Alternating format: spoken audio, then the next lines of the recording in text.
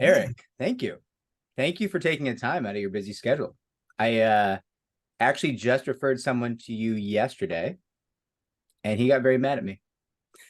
Not because you're not amazing, but because he thought I didn't want to help him.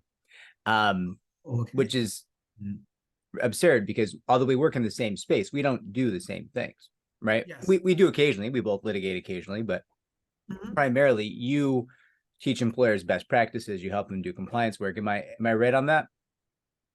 Correct. I do the compliance work, teaching them best practices and also litigation defense. So you're absolutely right. Yes. So this gentleman who's a good friend, he had some questions about his own staff, some things that were coming up. And I said, Hmm. listen, I could give you answers, but it wouldn't really make sense to have me do that. Like there's someone who's going to be better who does this specific thing day in and day out, Hmm. whereas I'm just trying to rip money out of people. It's not really the same thing, right? It's just not. It's just in the same realm, and it took him a while to understand that. I hope he did. I hope he did. I don't know. Well, I wanted to thank you, Vince. It's funny. I actually saw that the person did reach out to me, the referral, and like, I emailed him back this morning, gave him some time to speak. So, I want to thank you again. Thank you for making that recommendation. In a similar spirit, I often tell potential plaintiffs, employees who want to litigate, they have a situation that, I handle the employer side and I do compliance, consulting, and litigation defense, but it's best to talk to someone like yourself who will be with them, whether it's for the long term of the case to trial or whether it's settlement. So I like that we can coexist in this space. And I find like so many colleagues I talk to, whether they're criminal defense lawyers and DAs, right, who get along well, or employer employee, it's like we're all like doing something for our client, playing a role here and doing the best we can to represent our client's interests. And it's great to have that, firm but civil back and forth that I often find with in plaintiffs employment lawyers. Not everyone, and I'm sure that every defense lawyer is, fantastic. But I did once in my career purchase a domain name Mhm. specifically for a particular defense attorney who was kind of a famous rainmaker at one of the larger firms. Mhm. And he used to continually misquote the standards for retaliation just over and Wow. over and over again Mm. in writing and everything. And Mm. so I bought his name as a domain name and I put up a website with the standard. It was up for about 8 years. It Right. made him very angry, but that's Hmm. the only time I think I've ever had any significant angst with a defense counsel. At the end of the day, defense counsel, they're not excited for bad Right. things to happen to people. Right. They're like, oh, we got to deal with this now. And that Yeah. is an important part of the puzzle, right? Right. Right. Very true. We're not out there, evilly or plotting evilly, right? An evil way to further, a system of discrimination, to promote it, to endorse it, to recommend it. We're actually, in fact, doing quite the opposite. A lot of clients come to me at the sort of hairs on fire stage, right? There's a complaint filed against them in federal court, sometimes state court, or the Department of Labor has a case against them for wage violations. And yes, we put out that fire and defend them to the best of my ability, but also we'll say, look, going forward, like we don't want this to happen again for a lot of reasons, right? For your bottom line, for your expenses, and also just for bad press, and then on a moral and ethical basis, right? You don't want to be that company, that person, that collective group, that fosters discrimination against your clients. And so, well, let's get together and let's write out best practices, best policies. Let's have anti-harassment trainings. And it's interesting because I think in this remote world that we're in now, companies sometimes forget that, hey, you still have to have these anti-harassment trainings. It's required, right? Especially in many states, and often, for federal cases, it can really help your defense and again help your company maybe to avoid these situations arising and escalating. Yeah, absolutely. Mhm. And that's one of the things I love about your practice is that you're not just putting out the fires, as you say, when they come with their hair on fire, but you're also engaging in prevention. And the Mhm. prevention helps everyone, right? Like it's moving society forward. And it's Mhm. not listen, I don't love some of the training that goes on, some of the Yeah. HR training, like it is of minimal value in my eyes. Like there's a Mhm. lot of guys who know you're not supposed to walk up to a woman and give them a back rub in the office. They know. Right. They Mm, know, or there's something very wrong with them. And right. that's mental illness, then we need to treat that. But Hmm. we Hmm. all know no touchy Hmm. touchy in the workplace, right? I Hmm. don't know if we need a training for that, but what you do is counseling. I mean, you're guiding employers in all the best practices. And I think that reduces suffering in the world. Like I've really been Hmm. thinking about your practice, not looking to get in your space in any way. Sure, I could sure. never. Um, just not built for it. But Mm-hmm. I think you're reducing the total amount of suffering in the world. Like that's how I view your practice. Mm-hmm. I do you ever think of it that way? I don't know.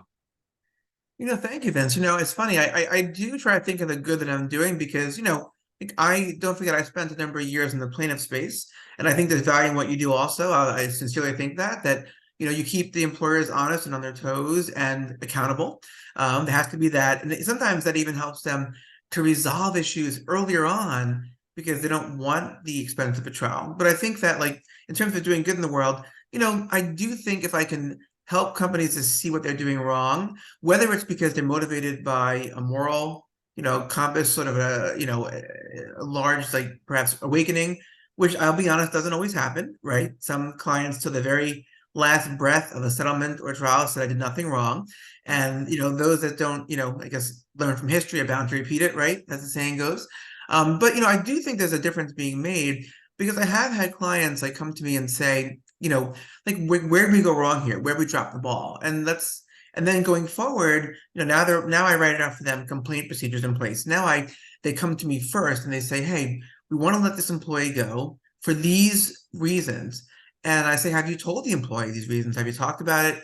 Have you given them a chance to correct the mistakes? And sometimes they'll say, no, we didn't really think, we thought it's best just to keep these reasons to ourselves and just give them a summary termination. And I'll say, that might be taken the wrong way. It's kind of interesting because it kind of reminds me of something that you and I discussed, I think maybe last week or so, about like these new phenomenon we're seeing in the workplace of all these quiet, these very quiet trends, quiet quitting, quiet cutting, quiet hiring that I've been seeing. I don't think there's so much, they're not always new, but they have a new name and they're coming up in much higher rates. And I think there's a lot of problems for both the employer and the employee with these phenomenon being so widespread now. Have you seen this? I mean, read about I and seen? Yep. I have indeed. And if we Hmm. can we start with the quiet quitting? Because I have an Sure. interesting anecdote on this Yeah. one that's very fresh. With that, Let's do it. Yeah, that okay. sounds great. So quiet quitting, and Mm-hmm. correct me if I'm wrong, Eric, Mm-hmm. it's essentially doing the bare minimum to remain employed, collecting the paycheck. It's been popularized in social media. It's something are they the Gen Z, the people below the millennials, seem to be Mm-hmm. really Yeah. embracing. Mm-hmm. I love that everyone now thinks the millennials. Are you a millennial, Eric? I'm actually a Generation X Got it. person. I am the Yeah. oldest possible millennial, as I understand Okay. it. It's me and Right on the Amy. cusp. Yeah. Yeah. Um, Hmm. but now people used to call them millennials. Oh, they're so lazy. And now they're like, no, those millennials, they're working hard. But those Gen Zers, right? But now they're all Yes. saying, oh, the Gen Zers, they're quiet quitting. They're doing the bare minimum. And a Mm. fascinating thing come up. There's actually a Mhm. friend who works in a very high end tech space Uh-huh. and a huge amount of mental knowledge. And it's one of these weird jobs where maybe, what he knows allows him to do his job in 20 minutes a day, but he collects Mhm. that like big paycheck. Mhm. And he says to me, he's like, yeah, I've been multi-tabling. Hmm. I'm like, Not what? What's that? multitasking. Like, and in my mind, I'm like, are you playing poker online? Like, what are you doing? He's like, That's a whole other no, no, topic, right? no. In the workplace. I'm working 3 jobs Mm. remotely. And I was like, Yes. that's fraud, sir. Like you Mm. you could be committing, I Yeah. don't know if you're committing a crime. I'm not a criminal attorney. I don't know where Potentially you are right time. now, but Yeah. That's wow, the it's a time. lot. And he's like, Mm. nah, it's working great. Collecting three Mm. paychecks. I'm very happy about Mm. moving to Belize. And I was just like, Mm. this is the next level Wow. of quiet quitting, Mm. right? Like Yes. it's he is doing the absolute bare minimum. And the only thing that upsets his life is when he's on call. Mm. Otherwise, he's just got 3 monitors, Mm. working 3 jobs, 3 paychecks. Mhm. I don't. Apparently, that's a trend now. There's a Reddit, there's a subreddit devoted to people who do this. Yeah. I don't know, but I'm a little bit off topic. Let's go back to the quiet quitting. Have you had experience with this in your practice so far? I have. Let me just say two things. One, the tabling. Thank you for that because I have heard of this and I didn't know it was called the like the tabling. I quiet tabling. I thought it was just like sort of a juggling, a multi tasking, the gig economy kind of mentality of right, work multiple jobs. But to your quick thing to your points, Vince. One is that I try to write for my employers, the clients, different policies and employee handbooks and contracts, and often they'll talk about like this phenomenon of devoting yourself to the work when you're there, and about not having conflicts of interest that might arise that might compromise your ability to do your work. And that way, if this does happen and the employer finds out, they say, hey, you've got 3 monitors up. Well, maybe you're missing a key issue coming up on monitor 1, our company, because you're working on 2 and 3. It's almost as if somebody were compromised in their abilities, like if someone was just not sleeping enough, or if they had a few beers before starting work in the day, it could be a whole other issue. But to your point, have I heard of it? I have heard of the quiet quitting, which again, like people do the bare minimum, right? They don't work extra, they don't show up any more than they have to. In terms of those that are like shaking their finger and knocking Gen Z, let me just say that for those of you out there may not remember, a 1999 movie. This is pre-Gen Z, right? Office Space. A Ron Livingston character just, like he's hypnotized with his wife in a couples counseling session.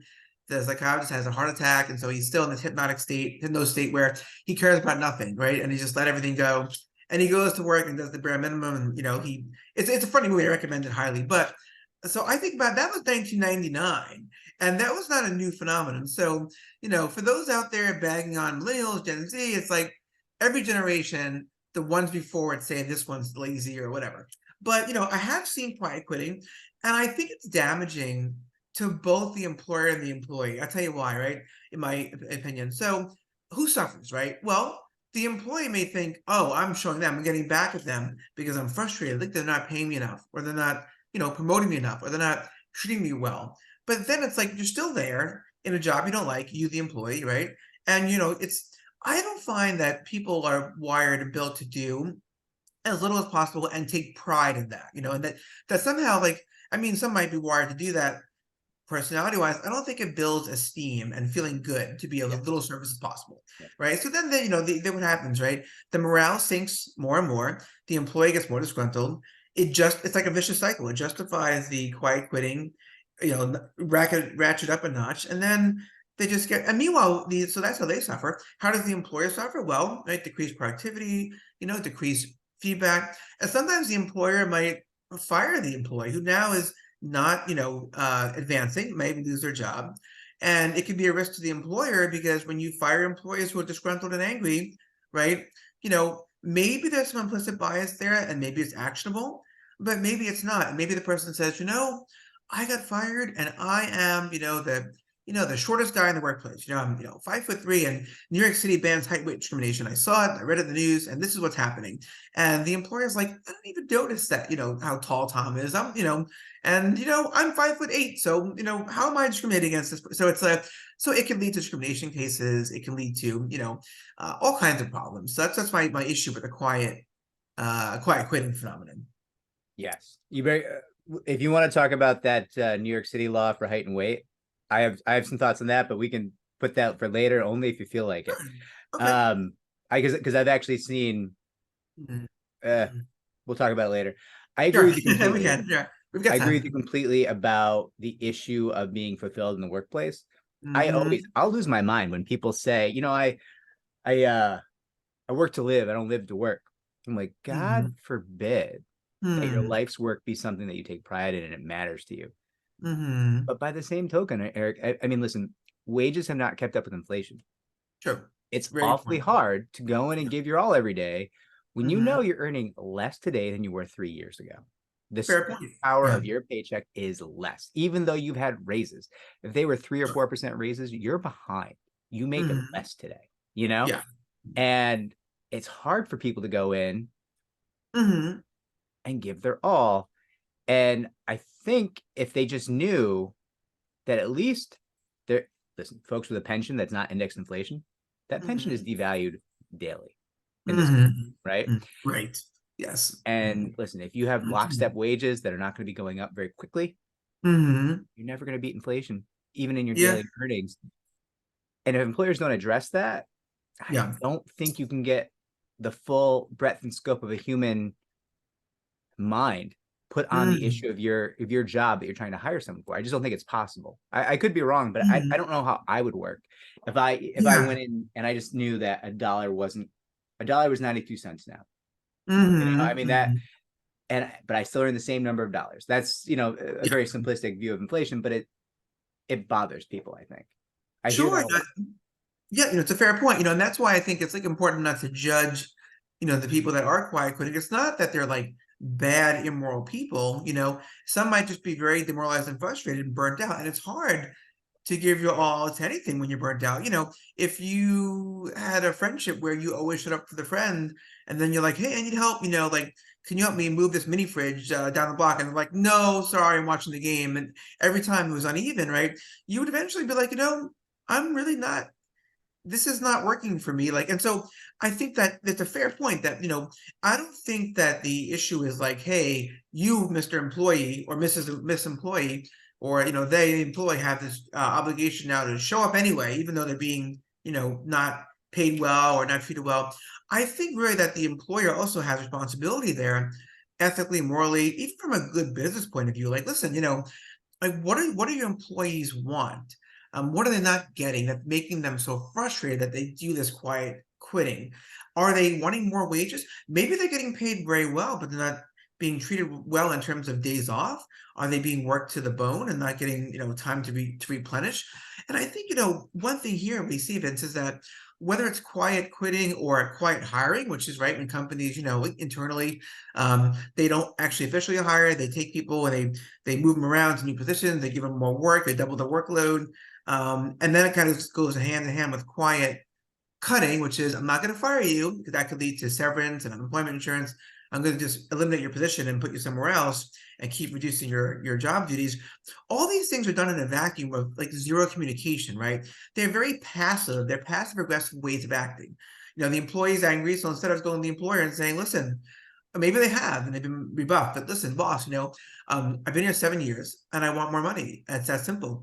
But instead, if they're just eating it and just, I'll show them, I'm not going to show up, the employer doesn't know what's going on. And the employer also, if you're just, cutting people because you want to save money, you're not explaining why, maybe the employees think, this is discriminatory. This is position elimination because I'm older.